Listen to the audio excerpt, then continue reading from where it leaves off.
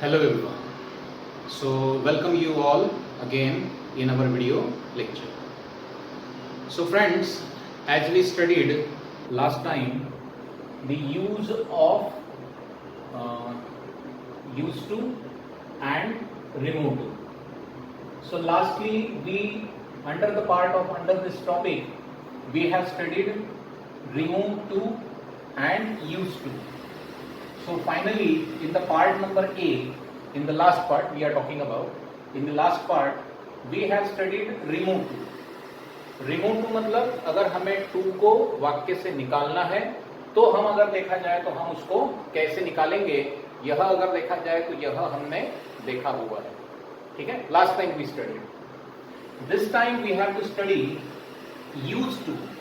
भाई हमें use to का प्रयोग अगर करना है if it is in the part B है ये, और पार्ट बी के अंतर्गत अगर हमें कोई भी यूज टू का प्रयोग अगर करना है तो हम किस तरह से करें, that is the most important thing. ये एक सबसे महत्वपूर्ण चीज है. तो फॉर्मूला जो हमने उस दिन लिखा था यही काम में आएगा. देखिए आपको रिमूव करना है टू को, तो दो टू तो कंपलसरी होते हैं, कभी कभी तीसरा टू भी होता है, मतलब ये TO2 जिसको हमने लिखा है कंडीशनल. देखिए यहाँ पर एरो करके हमने लिखा है कंडीशनल है. ये तीसरा वाला टू रहेगा ही, ऐसा जरूरी नहीं है. अगर रहता है तो मतलब होता है कि आपका जो पूरा सेंटेंस है उस सेंटेंस में अगर देखा जाए तो जो सब्जेक्ट है दोनों भी क्लॉज का वो भिन्न भिन्न है, अगर तीसरा टू अगर होता है तो. और इसी का मतलब ये है, देखिए रिमूव टू, ओके, चाहे ये पहला टू हो, ये दूसरा टू हो, ये तो कंपलसरी होता है, ये तीसरा टू कंडीशनल होता है. इसका मतलब ये है कि use so that subject helping verb plus not. Okay, इतना हमने किया था लास्ट टाइम. अब हमारे पास में ये है, we have just given, okay, और it is given to us, okay, and now we have to use this. Okay, अभी हमें अगर देखा जाए तो इसको रिमूव करना है, ओके, और यूज करना है टू का. ओके, तो एक ही फॉर्मूला हम काम में ला सकते हैं. See the different kinds of written notes are given. You should just read it out well, study it well, and then try to understand how to convert the use to. Use to का प्रयोग अपने को कैसे करना पड़ता है. So 4 sentences are given again. Once again we have just taken here 4 different kinds of sentence. इसमें कुछ नहीं, दो ही conditions होती है. Okay, most probably we have the 2 conditions.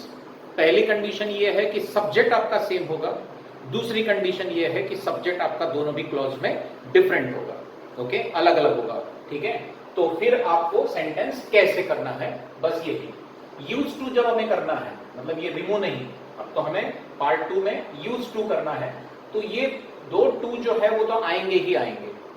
और अगर आपका सब्जेक्ट सेम नहीं है दोनों भी क्लॉज का, तो ये तीसरा टू हमें इंट्रोड्यूस करना पड़ेगा. Have a look. The first sentence is given here. Harish was so weak that he could not be kept safe, okay, from COVID-19. That is the sentence on COVID. Okay, the days are just going on. Okay, and you know that the pandemic of the COVID is just spreading all over, okay, the world. So that is why we have just taken this example. इसलिए हमने ये example यहाँ पर लिए हैं. अब आपको इसमें इधर में दिया जाता है use to. अब use to का ये जो इंस्ट्रक्शन जो आता है तो इसमें बताया जाता है कि भाई आपको एक ही to का प्रयोग करना है. भले ही आपको बताया गया है कि आपको एक ही टू का प्रयोग करना है, लेकिन फिर भी अगर देखें तो फिर भी हमें यूज कितना करना है, दो टू का तो कंपलसरी यूज करना है, दिस टू. ठीक है, TOO2 और TO2. और अगर दिए गए सेंटेंस का सब्जेक्ट अलग अलग है दोनों भी क्लॉज में, तो हम तीसरा भी टू इंट्रोड्यूस करेंगे. This is the conditional. Okay, बिल्कुल आसान सा सेंटेंस है. सी हरीश वाज सो वीक. तो अगर हमें यूज टू करना है तो हम क्या करेंगे, सबसे पहले सो को ढूंढेंगे. हमें यहां पर सो था, वीक और दैट को ढूंढेंगे. ये होता ही है सेंटेंस. देखिए बहुत आसान सा सेंटेंस है. सो अगर है तो इसके जगह पर आप TOO2 रख दीजिए, और दैट अगर है तो यहां पर आप TO2 रख दीजिए. बहुत ही आसान प्रकार के सेंटेंस होते हैं ये. ठीक है, बस इतना कर लीजिए, ये बहुत ही आसान है. और इतना पहले सेंटेंस आप लिख लीजिए। तो हमने लिखा कि हरीश वॉज, सो के जगह पर टू वीक, है ना, हरीश वॉज टू वीक। और ये दूसरा जो दैट है, मतलब सॉरी जो दैट दिया गया है, इसके जगह पर हम ये दूसरा टू इंट्रोड्यूस करते हैं। बस यहां पर आके आपको रुक जाना है, यहां पर आके हर एक सेंटेंस में यहां पर आके दैट के पर आके आपको रुक जाना है। जिस दैट को हमने कन्वर्ट किया किसमें, दूसरे टू में, यहां पर आप रुक जाइए, पॉज ले लीजिए। अब दैट के बाद में ये जो दूसरा आने वाला जो सेंटेंस है, मतलब ये जो क्लॉज है, दिस क्लॉज, इसमें देख लीजिए ये सब्जेक्ट, उसके बाद में आने वाला हेल्पिंग वर्ब प्लस नॉट। इतनी चीज को आपको देखना है। क्या क्या देखेंगे आप, दैट के बाद आने वाला क्लॉज, उसमें subject, helping verb plus not, इतना आपको देखना है। अब सबसे पहले शुरुआत करते हैं सब्जेक्ट से। देखिए सब्जेक्ट यहां पर भी हरीश है, Harish was too weak that he could not. He किसके लिए आया है, हरीश के लिए ही आया है। मतलब ये पहले क्लॉज का सब्जेक्ट और ये सेकेंड क्लॉज का सब्जेक्ट सेम है। अगर ये दोनों भी सब्जेक्ट सेम है तो इस सब्जेक्ट को, दूसरे वाले सब्जेक्ट को हमें निकालना है। कुछ नहीं करना है आपको, दोनों भी क्लॉज में सब्जेक्ट सेम है तो दूसरे वाले क्लॉज का जो सब्जेक्ट जो है आप निकाल बाहर करेंगे। Understood, it's very easy. उसके साथ में हेल्पिंग वर्ब प्लस नॉट, इसको भी हमें निकालना है। बस हेल्पिंग वर्ब भी निकालें, नॉट भी निकालें। अब बचा जो है वो लिख लो, be kept safe from COVID-19, that's it. This is what the sentence. कुछ नहीं है, एकदम आसान है। Okay, Harish was too weak to be kept safe from COVID-19, that's it. इसका मतलब ये है exactly, it's very easy. Come on, have a look with the second sentence. She is so busy that she cannot give them extra time now. This is the sentence. फिर से क्या बताया गया है आपको, use to, ये instruction रहती है। reuse to मतलब to का प्रयोग करना है। भले ही यहां पर एक ही to दिया है, लेकिन फिर से मैं आपको बता रहा हूं कि केवल TOO का प्रयोग नहीं, तो उसके साथ साथ हमें TO2 का भी प्रयोग करना है। मतलब दो तो टू हमें रखनी ही है। तो हम सबसे पहले क्या किए, दिए गए सेंटेंस को अच्छे से हमने पढ़ लिया। इसके बाद में हमें इंस्ट्रक्शन दी गई है यूज टू, तो हमें यूज टू करना है भैया। तो सबसे पहले अगर देखा जाए तो सबसे पहले हम क्या करेंगे, सो को देखेंगे। ये देखिए सो है यहां पर, ठीक है। सो ये वेरी के जैसा काम कर रहा है, वेरी ये सो के जैसा भी काम करता है। तो देखिए ये सो को हमने निकाल दिया, यहां पर हम TOO रख देंगे। और उसी वाक्य में दैट आया है, तो उस दैट को भी आप हटा दीजिए और दूसरा TO2 जो है उसको इंट्रोड्यूस कर दीजिए। Okay, it's very easy. तो इतना आपको कर लेना है। तो क्या होगा, she is too busy, okay, और यहां पर हमने दूसरा टू इंट्रोड्यूस कर दिया। आ गया, देखो दैट को निकाल, पहले भी इसमें हमने ऐसे ही किया था कि भाई इतना करके रुक जाओ, अब यहां पर भी रुक जाइए। अब देखिए दैट के बाद में, हमेशा कहां देखना है, ये दैट के बाद में आने वाला सब्जेक्ट, उसके बाद में आने वाला हेल्पिंग वर्ब और नॉट, इतनी चीजें देखनी है आपको। ओके, सेकेंड क्लॉज में। अब देखिए शी इज टू बिजी, मतलब she is so busy that she. अब देखिए इस वाक्य का, इस क्लॉज का सब्जेक्ट और ये वाला सब्जेक्ट रिमेन्स अगेन सेम, ये भी सेम है। तो सेम है तो हम क्या करते हैं जी, क्या करेंगे, दोनों भी क्लॉज में सब्जेक्ट सेम है, क्या करते हैं, क्या करेंगे, बिल्कुल सही है कि भाई हम दूसरे वाला ये जो क्लॉज है इसका सब्जेक्ट निकाल लेंगे। कब निकालेंगे, जब आपका दोनों भी क्लॉज का सब्जेक्ट सेम है तभी करना है ये देखिए। अब इसके बाद में क्या करेंगे, हेल्पिंग वर्ब भी निकालेंगे, नॉट भी निकालेंगे। मतलब सब्जेक्ट सेम हो या ना हो, हेल्पिंग वर्ब और नॉट तो निकालना ही पड़ता है, उसको तो निकालना ही है। तो ये निकाल दिए। अब जो भी बचा है सीधा सीधा यहां पर लिख दीजिए, give them extra time now. That's clear, it's very easy. She is too busy to give them extra time now. वो इतनी ज्यादा बिजी है कि वो उनको ज्यादा समय अब नहीं दे सकती। उसका यही सेंटेंस का जो मीनिंग है, यही मीनिंग इस सेंटेंस का भी है। आप लगा लीजिए, इट्स वेरी इजी। ओके, तो क्या हम तीसरे सेंटेंस में चले? Okay, shall we move? चलिए, okay. Third sentence, this stone looks to be so big in size that she does not move it a little। ऐसे दिया हुआ सेंटेंस है। क्या करना है? जी बिल्कुल सही, यूज टू करना है, दिया ही जाता है। ओके, इंस्ट्रक्शन तो आपको दी ही जाती है, यूज टू करना है। अच्छा, यूज टू के लिए हमें क्या करना है बताइए? तो क्या करेंगे सबसे पहले? बिल्कुल सही है कि भाई सबसे पहले अगर देखा जाए तो हम तो सेंटेंस पढ़ लेंगे। जो दिया गया जो सेंटेंस है उसको हमने पढ़ लिया। फिर अगर देखा जाए तो फिर क्या करेंगे? बिल्कुल सही, पहले हम सो को ढूंढेंगे। ओके, सो को ढूंढकर इसको हम यहां पर रखेंगे क्या? TOO2।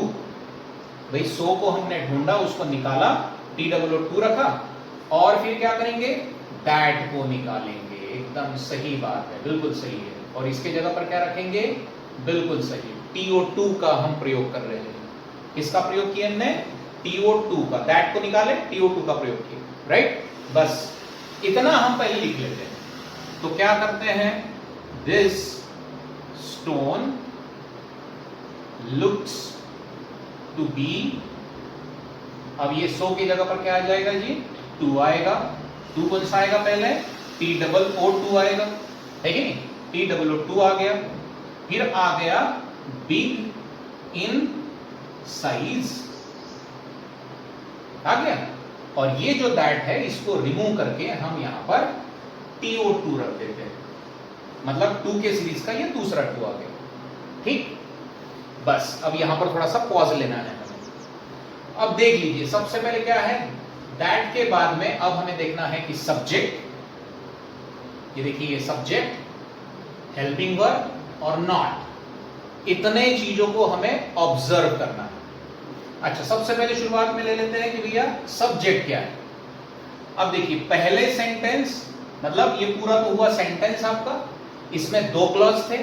एक क्लॉज है this stone looks to be very big in size, this is that से दूसरा क्लॉज है she does not move it a little, ये सेकेंड क्लॉज है, बराबर है। अब देखिए इस क्लॉज में जो पहला जो क्लॉज है इसमें सेंटेंस है दिस स्टोन, मतलब यह पत्थर, और उसके बाद में ये जो दूसरा वाला जो सेंटेंस है या दूसरा वाला जो क्लॉज है इसमें आया है ये सब्जेक्ट शी।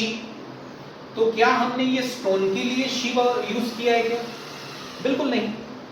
ओके, स्टोन के लिए हम कभी शी यूज करते हैं क्या? नहीं। अगर स्टोन के लिए कोई प्रोनाउन आता तो वो इट आता, ठीक है ना? मतलब this subject and this subject is absolutely different. बात समझ रहे ना? ये वाला सब्जेक्ट और ये वाला सब्जेक्ट ओके बिल्कुल भिन्न है, अलग है, ओके डिफरेंट है। मतलब अब आपको ये सब्जेक्ट निकालने की परमिशन नहीं है। निकालने की परमिशन कब थी? ये देखिए 2 सेंटेंस में, जब दोनों भी जो क्लॉज है उसमें सब्जेक्ट सेम है तो हम दूसरे वाले जो क्लॉज का जो सब्जेक्ट है उसको निकाल देते हैं। लेकिन अब हम नहीं निकाल सकते। देखिए यहां पर शी जो है उसको हम नहीं रखेंगे, सॉरी उसको हम नहीं निकाल सकते। लेकिन अब अगर देखा जाए तो ये यहां पर जब हम रखेंगे तो इसको ये जो है ये सब्जेक्ट जो है इस सब्जेक्ट को हमें यहां पर ओके द्वितीय रूप में लाना पड़ेगा। मतलब this is the nominative form of pronoun, we have to keep it here accusative form, हमें द्वितीय रूप में लाना पड़ेगा। तो शी का हमने किया हर, ही होता तो हिम करते, इट होता तो इट ही होता, यू होता तो यू ही करते उसका, वी अगर होता तो अस करते। बात समझ में आ रही ना? और अगर नाउन होता तो नाउन होता तो जो नाउन का द्वितीय नाउन ही होती है, ओके तो उसमें कोई चेंज नहीं होती है। So we have to keep it here. बात समझ में आ रही ना आपकी? बिल्कुल सही। अब देखिए सब्जेक्ट हमने भले ही रख दिया क्योंकि ये अलग अलग था, दोनों भी वाक्य में दोनों भी क्लॉज में सब्जेक्ट अलग अलग था, इसलिए हमने यहां पर उसको रख दिया, ओके। लेकिन अब उसके बाद में आने वाला हेल्पिंग वर्ब प्लस नॉट, इसको हमें निकालना ही पड़ता है। किसको निकालना है? हेल्पिंग वर्ब प्लस नॉट दूसरे क्लॉज का। अब जितना भी सॉरी अब देखिए अब ये जो भी है इसको निकालने के बाद अब यहां पर आपका तीसरा टू आएगा। ये देखिए कंडीशनल टू की जो हम बात कर रहे हैं, ये तीसरा वाला टू कब आएगा? जब सब्जेक्ट अलग है और जब हमने ये हेल्पिंग वर्ब निकाले हैं, नॉट निकाला है, तब ये तीसरा वाला जो टू जो है वो यहां पर इंट्रोड्यूस होगा। और अब बाकी बचा हुआ पार्ट है जैसे कि वैसे मूव इट अ लिटिल। देखिए, so this is the first too, this stone looks to be okay too big in size to her to move. देखिए ये तीसरा जो टू है ये कंडीशनल है। कब आता है ये? जब अगर देखा जाए तो दोनों भी वाक्य में, मतलब दोनों भी क्लॉज में सब्जेक्ट अलग अलग होता है। Is that clear? चलिए, shall we move to the last sentence?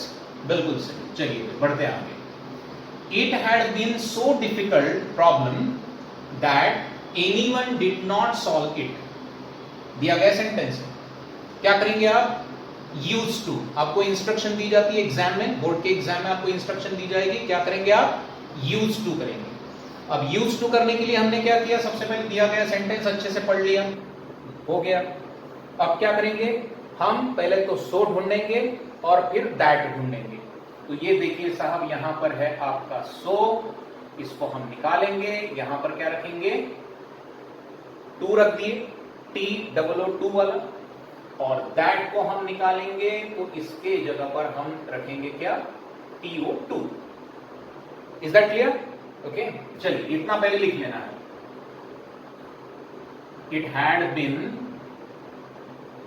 To difficult, so के जगह पर टू आ गया, टू डिफिकल्ट प्रॉब्लम,